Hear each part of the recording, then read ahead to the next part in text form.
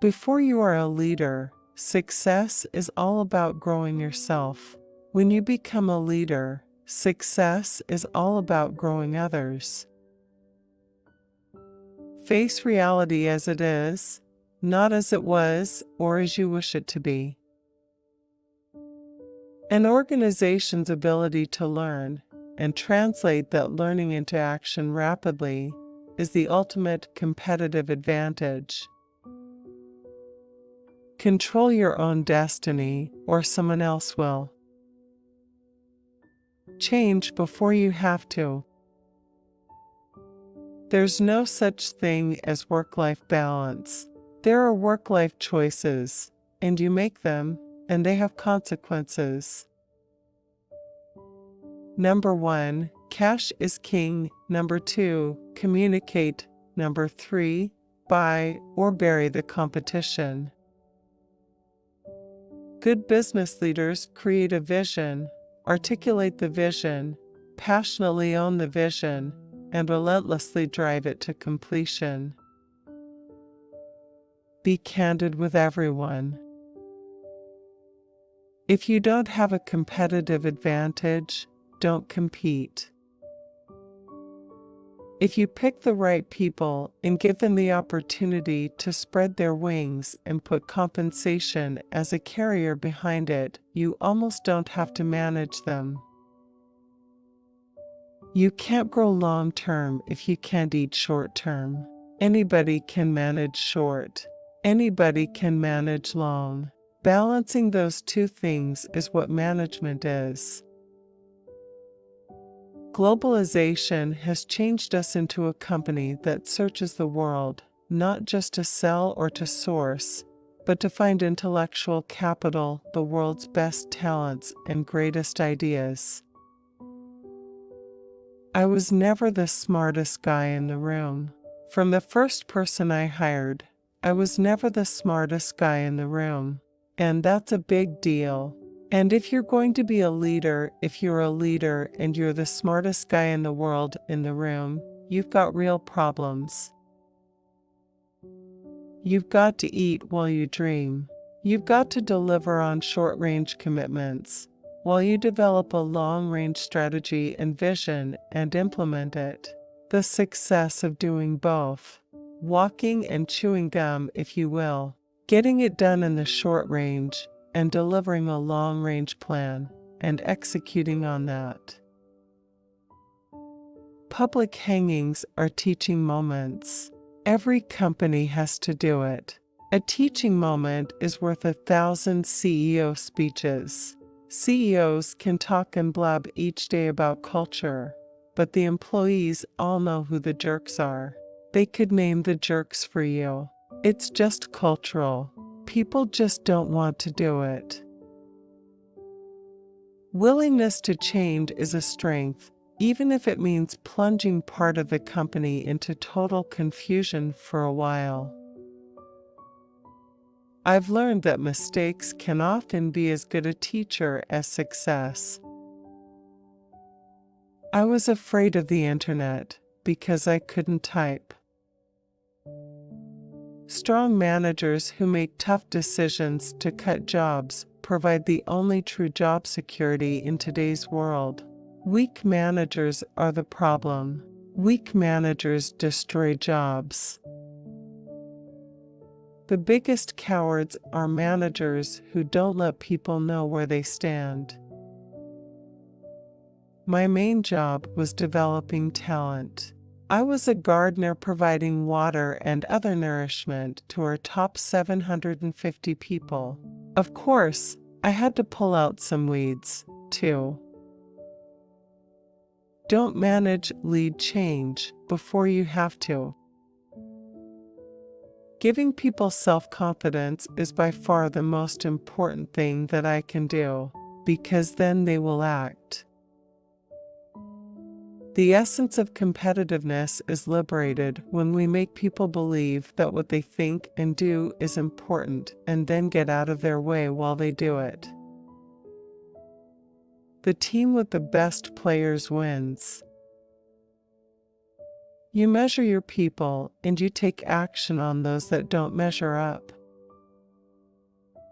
What's important at the grocery store is just as important in engines or medical systems.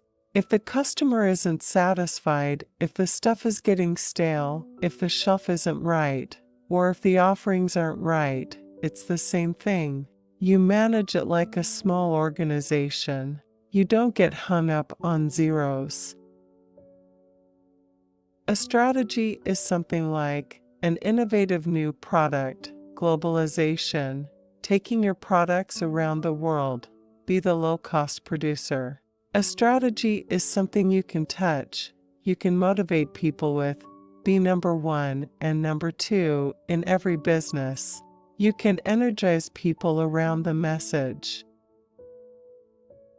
If GE's strategy of investment in China is wrong, it represents a loss of $1 billion, perhaps a couple of $1 billion. If it is right, it is the future of this company for the next century. Give me a highly successful unionized industry. Any jerk can have short-term earnings. You squeeze, squeeze, squeeze, and the company sinks 5 years later. Culture drives great results. Management is all about managing in the short term, while developing the plans for the long term. You got to be rigorous in your appraisal system. The biggest cowards are managers who don't let people know where they stand. The internet is the Viagra of big business. If you have a reputation as a big, stiff bureaucracy, you're stuck. CEOs can talk and blab each day about culture, but the employees all know who the jerks are. They could name the jerks for you. It's just cultural. People just don't want to do it. We've only been wealthy in this country for 70 years. Who said we ought to have all this? Is it ordained? The 1980s will seem like a walk in the park when compared to new global challenges, where annual productivity increases of 6% may not be enough. A combination of software, brains, and running harder will be needed to bring that percentage up to 8% or 9%. The idea of flow from the human spirit is absolutely unlimited. All you have to do is tap into that well. I don't like to use the word efficiency. It's creativity. It's a belief that every person counts. The story about GE that hasn't been told is the value of an informal place. I think it's a big thought. I don't think people have ever figured out that being informal is a big deal. In order to lead a country or a company, you've got to get everybody on the same page, and you've got to be able to have a vision of where you're going. America can't have a vision of healthcare for everybody, green economy, regulations, can't have a bunch of piecemeal activities. It's got to have a vision. Out-innovating them is the way to beat China, and to do everything that we do in this country to support innovative policy that drives innovation and new products and more jobs and creates jobs. You can't put a wall up around here. We tried that in the 30s. It didn't work. The productivity now at universities is terrible. Tenure is a terrible idea. It keeps them around forever, and they don't have to work hard. Short-cycle business are being impacted by credit and are being impacted by gasoline prices, food, distribution businesses, chemical business. I actually think that the economy has got some positives. It's got the market. It's got consumer confidence, and it's got banks central bankers throwing money at it around the world. I don't feel undertaxed in any way at all. In my lifetime, Mitt Romney is the most qualified leader I've ever seen run for the presidency of the United States. If you don't have public hangings for bad culture in a company, if you don't take people out and let them say they went home to spend more time with the family, it's crazy.